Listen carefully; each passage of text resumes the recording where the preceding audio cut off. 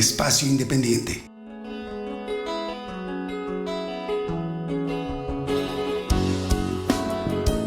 Un programa de Radio Universidad de Guanajuato dedicado a difundir la producción de los músicos independientes.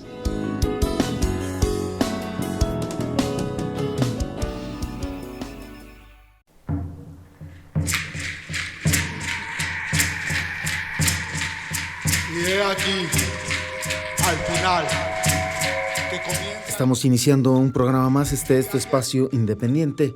Un placer recibir a los integrantes de Xolotl. Nos acompañan en esta ocasión Rafael Alejandro Andrade, Elizabeth Razo, Silvia Sánchez Castro, Patricia Silva Sánchez, José Pérez Sánchez y José Natividad Pérez. Ellos conforman esta agrupación y tenemos el placer de recibirlos en esta ocasión. Bienvenidos. Muchas gracias. Pues un gusto recibirlos. A ver, cuéntenos, hacen música prehispánica. ¿Cómo es que nace este proyecto? Bueno, pues este proyecto nace con el interés de traer a la memoria y al presente pues nuestras raíces ancestrales prehispánicas. En este sentido, pues nos enfocamos a lo que es los sonidos, ¿no? Lo que fue experimentar los ritmos, los instrumentos musicales que sobrevivieron a través de la historia, ¿no? Como tal, pues ya como sabemos, pues no le podremos llamar música prehispánica, pero no se sabe cómo se interpretaban los instrumentos. Entonces, pues es toda una especie de investigación y experimentación el nuevamente retomar estos instrumentos musicales que han sobrevivido a través del tiempo y volverlos a interpretar, ¿no? Entonces, todo esto es a raíz del interés por nuestras culturas milenarias. No es que seamos milenaristas, pero sí son culturas que ya tienen miles de años, ¿no? Aquí en nuestra tierra.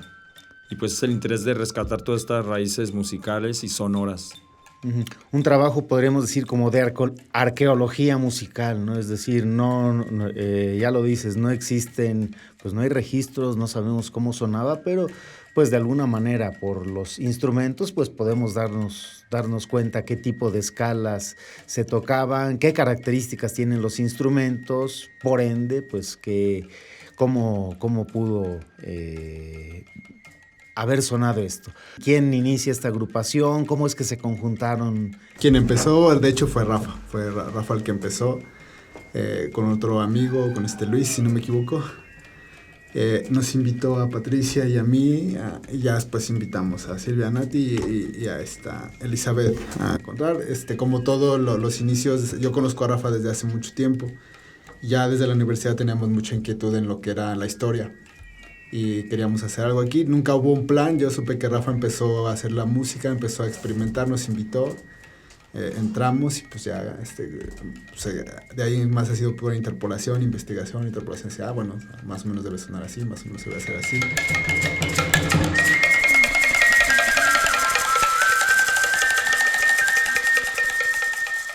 Pues todo esto surge a raíz también de viajar un poco aquí a Guanajuato, de visitar algunos pueblos, algunos pueblos tradicionales de aquí, de Guanajuato. Por ahí nos gustó mucho el trabajo que hacen los artesanos para crear instrumentos musicales en Mineral de Pozos, Guanajuato. De ahí pues nos empapamos para hacer algo pues, en nuestra ciudad León. Ya a raíz de que vimos que no existía nada, pues prácticamente nadie que los interprete, ¿verdad? Y fue pues muy, muy interesante y muy emocionante ver los instrumentos, cómo son, o sea, son los orígenes autóctonos de la música tradicional prehispánica mexicana. Entonces, pues eso nos llamó la atención, la forma de que los instrumentos simplemente que son elaborados de materiales naturales, cómo debieron de haber sonado. Sí nos viajamos con nuestra imaginación a épocas muy antiguas, y pues todo esto es a raíz de imaginarnos cómo debió haber estado en ese tiempo la interpretación de estos sonidos, en qué motivos fueron utilizados. Y pues sí, todo ese interés nos llevó a, pues por ahí, comenzar a recopilar algunos instrumentos y empezar también a fabricarlos, a construirlos nosotros mismos. Y así fue como nació el proyecto, que ya es un grupo, ¿verdad? Este trabajo que decíamos, si pudiéramos denominarle como eso, como arqueología musical, ¿cómo ha sido el trabajo en ese sentido? ¿De dónde se han agarrado ustedes? Sí, creo que podemos decir que nosotros empezamos primero pues con la vista, ¿no? El observar los instrumentos sin saber interpretarlos. Y ya después, ya cuando uno obtiene un instrumento, pues ya comienza, ¿no?, a experimentar. Y ya después viene el proceso ahora sí de, a ver, ¿qué hay? ¿Qué registros históricos hay? ¿Qué es lo que quedó, ¿verdad?, registrado? Y ya a partir de eso ya nos fuimos empapando. Y aparte, pues esto de estudiar los instrumentos es solo una fracción, ¿no? Ya después viene, si vamos a armar una pieza musical, ¿qué tema le vamos a dar? ¿Qué contenido?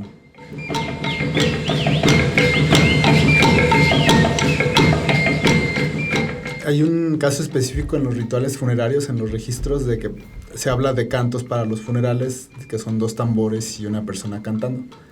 Entonces a veces hay pistas pequeñas, ¿no? Decimos, ok, y dice, bueno, el canto era como lamentoso, triste, y los tambores tenían que ser como solemnes. Entonces como que eso alcanza a dar una idea de, bueno, más o menos, pum, pum, Entonces, afortunadamente la mente humana en general, ya sea de Filipinas, tenemos como una especie de patrón general, ¿no? Eso hace que aunque no hablemos el idioma podamos entendernos, de decir, esta es table, esta es una mesa. Entonces, si ya te dicen, bueno, hay 2 tambores, una voz triste, como que uno puede decir, a lo mejor no es tal cual, pero es una idea bastante general de cómo podría sonar algo. Ellos son Xolotl, nuestros invitados en esta ocasión. Vamos a presentarles algo de su disco Miquistli. Esto es Iniciación.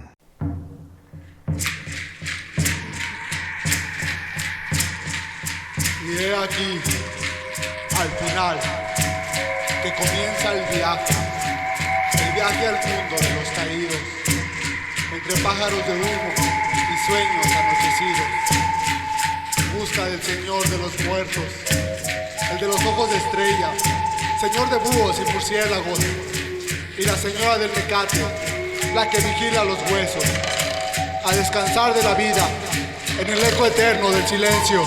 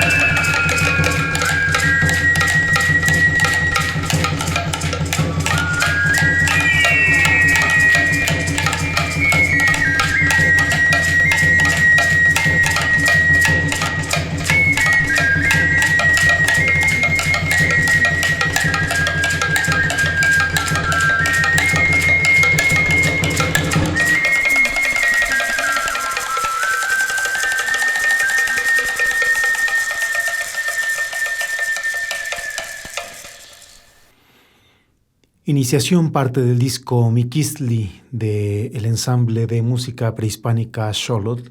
Sintonizan ustedes Radio Universidad de Guanajuato. Vamos a un corte y regresamos. Estamos ya de regreso. Gracias por seguir con nosotros. Nuestros invitados en esta ocasión, los integrantes del ensamble de música prehispánica Xolotl. Ellos nos acompañan en esta ocasión y nos presentan parte de su disco Miquistli.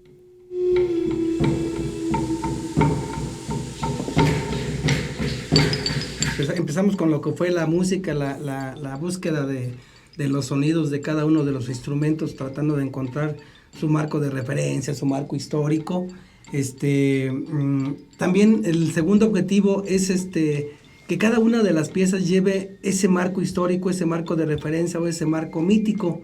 Nuestra historia, nuestros ancestros tenían una gran diversidad de dioses que les hacían rituales, cosechas, a sus muertos, a la naturaleza. Entonces estas piezas que nosotros creamos, todas las piezas que tienes ahí son creadas, que nos imaginamos que pudo haber sido así la interpretación de esos instrumentos, pero les ponemos un marco de referencia en el cual el ritual nos dice algo. Por ejemplo, si la pieza se llama Tamuanchán o Quetzalcóatl, hay una narrativa que nos da un marco de referencia a esa pieza, haciendo justo ese marco teórico en el cual tratamos de enfocar la pieza. Ese es un segundo objetivo del grupo, que la gente conozca la historia, los mitos, los dioses que tenían nuestros ancestros, aparte obviamente de la interpretación de la música.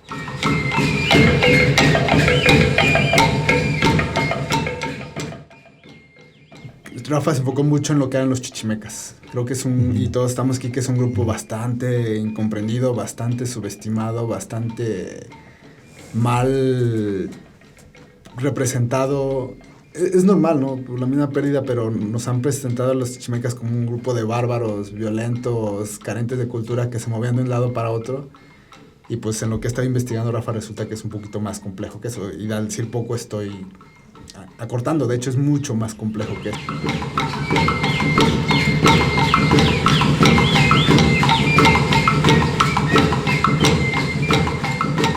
Quienes se dominaban chichimecas todavía hubo culturas más antiguas, ¿no? De lo que se podría decir que los chichimecas era lo único que hubo aquí en Guanajuato. Y no, pues no, ahorita la arqueología ya está develando que hay estructuras piramidales, por ejemplo, en León, de donde nosotros venimos, pues están registrados más de 34, 35 sitios prehispánicos, sitios arqueológicos. Son estructuras que están completamente enterradas todavía, pero quiere decir que hubo una concentración de población muy intensa, hubo un movimiento en la antigüedad muy grande. Entonces, que ya estamos volteando hacia esos rumbos, ¿no? Ya hay unas zonas arqueológicas que están abiertas aquí en el estado de Guanajuato, las más comunes: Plazuelas, Peralta, El Cóporo, Cañada de la Virgen. Y Arroyo Seco últimamente. Arroyo Seco, que son pinturas rupestres. Y pues eso nos lleva a viajar, a voltear todavía más hacia atrás y tratar de escarbar más y tener más contenido, ¿no? Siempre, o sea, nuestra idea es ir a los orígenes, y también por el hecho de que, pues, filosóficamente buscamos como qué es lo que adoraban, ¿no? O sea, bueno, no lo que adoraban, que tratamos de también darle otros términos, ¿no? ¿Qué es el culto que hacían? ¿Por qué desaparecieron? Conocer la historia de los antepasados, ¿no? Y eso para nosotros es para reforzar la identidad. Entonces, por identidad, pues hemos caído en todo eso. Y pues sí, ya estamos volteando más hacia atrás, ¿no? Hacia los orígenes, a las ciudades de aquí de Guanajuato, esas ciudades antiguas, en qué periodos correspondieron. Y pues claro, en cuanto a los chichimecas, pues hay información, hay mucha información, pero muy pocas veces sabemos investigarla, ¿verdad? No sabemos dónde buscar, en qué tipo de códices, y menos si no somos historiadores y que no tenemos tal vez la experiencia de indagar más en una biblioteca, ¿no? Entonces, pero sí, de los chichimecas, también, por ejemplo, la traducción es diferente del vocablo. Se cree que de chichimecas era linaje de los perros o perros que maman. No tenemos nada contra los perros, ¿verdad? Pero como que el término lo desglosaron así los invasores para ser un poco era peyorativo, ¿no? Uh-huh. Entonces no, pero hay su traducción es diferente. Chichi viene de un vocablo más profundo de los nahuas, que es relacionado al amamantarse. Y mecat es como el lazo, entonces se puede traducir como el linaje madre, ¿no?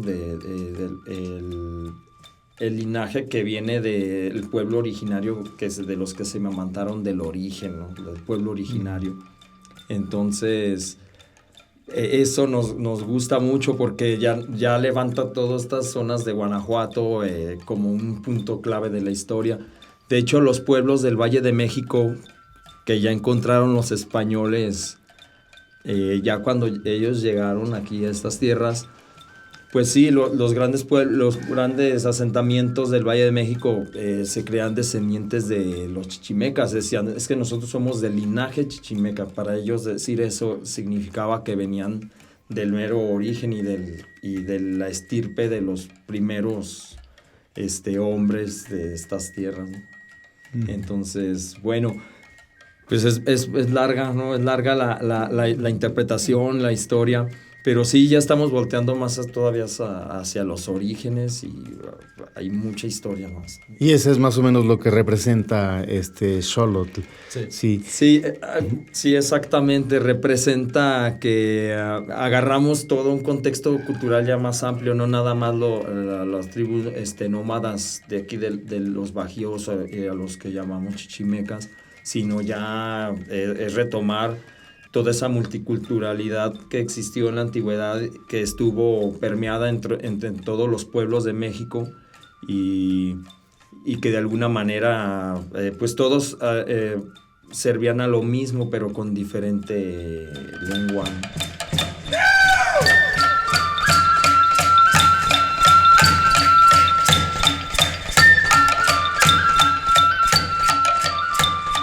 Es importante porque no está mal, pero en general al hablar de culturas prehispánicas nos referimos que hay siempre a mexicas o a mayas.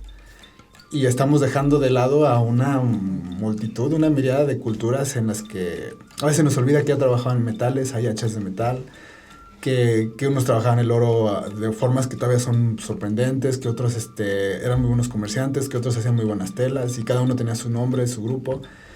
Y lo curioso es que muchas veces, pues es que incluso en el mundo ahorita no hay una cultura aislada. Es muy difícil que alguien diga, yo no sé nada de ellos. O sea, siempre los nórdicos conocían de repente algo de los griegos, los romanos algo de los chinos. Y entonces aquí también, aquí de repente hay distintos símbolos y nombres para Tlaloc, para Ejecatl, para... A lo mejor los conocemos como un nombre, pero tienen otro nombre acá. Las transmigraciones culturales, yo creo que no son algo nuevo, no son algo que... Encontramos indicios hasta el norte, hasta Canadá, de acá hasta el sur, que resulta que se conocían, que por lo menos se habían escuchado hablar, entonces no hay aislamiento. Entonces, creemos que no está bien que esa policromía de culturas se reduzca a dos grupos.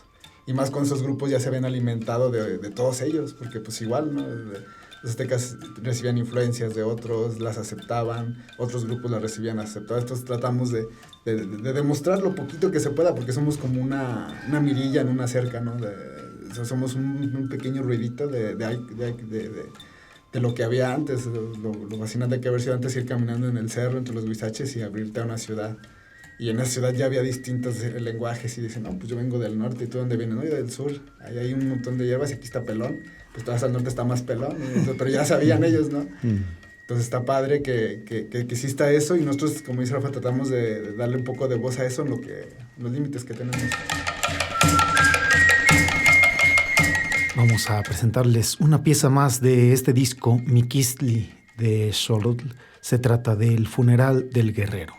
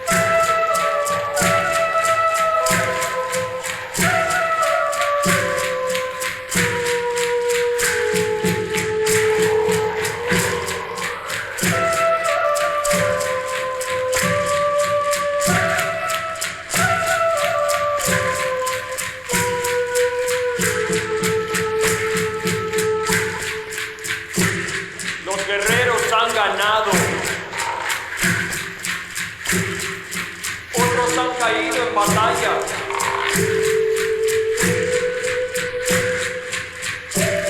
Nuestro enemigo, el español, mora sobre los montes verdes, montes ajenos a su pasado.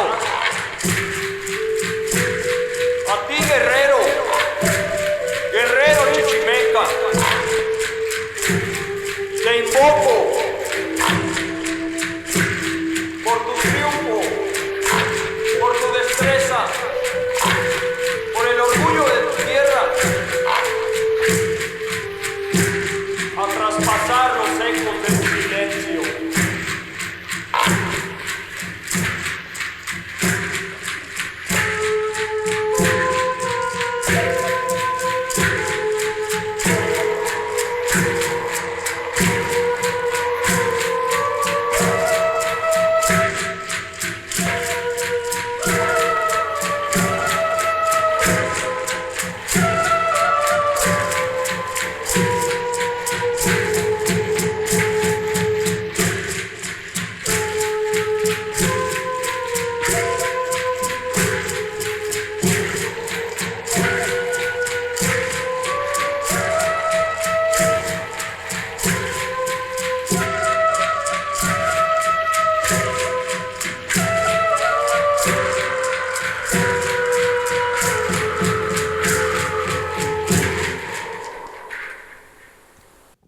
Funeral del Guerrero, parte del disco Miquistli de Xolotl.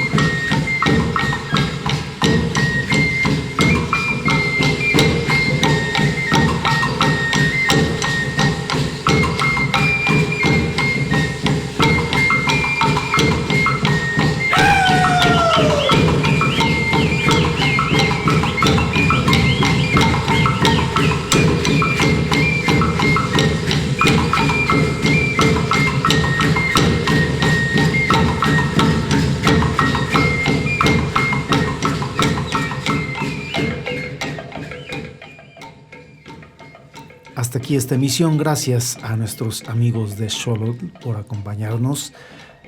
Escucharemos la próxima semana la segunda parte de esta entrevista. Gracias por su amable atención. Sigan en sintonía con Radio Universidad de Guanajuato.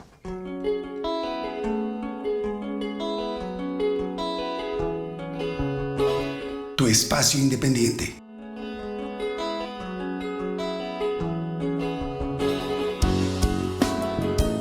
Un programa de Radio Universidad de Guanajuato dedicado a difundir la producción de los músicos independientes.